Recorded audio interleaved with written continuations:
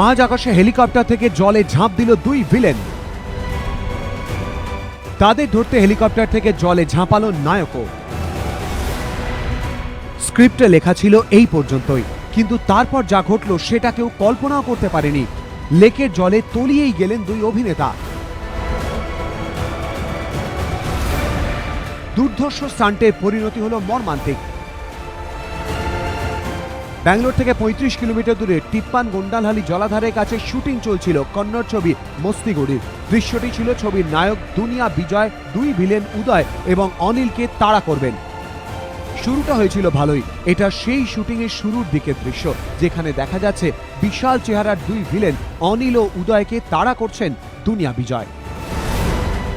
এবড়ো খেবড়ো জমির উপর দিয়ে খালি গায়ে দুই ভিলেন ছুটছে, পেছনে দুনিয়া বিজয়। এরপর দুই ভিলেন লাফিয়ে হেলিকপ্টারে উঠে পড়ে, পিছু ধাওয়া করে সেখানে পৌঁছে যান দুনিয়া বিজয়ও।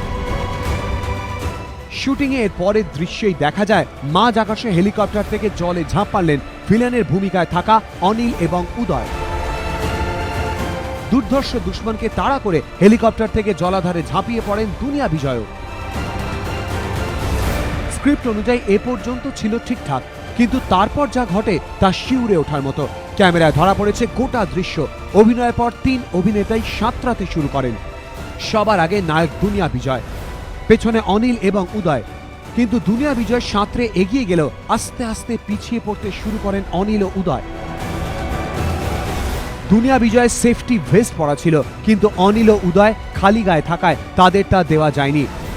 একটু পরেই দেখা যায় জলের মধ্যে কার্যত ভাবি খাচ্ছেন অনিল এবং উদয়। এরপর আস্তে আস্তে জলাধারে জলে তলিয়ে যান দুই অভিনেতা। বিজয়কে উদ্ধার করে মৎস্যজীবীদের একটি নৌকা।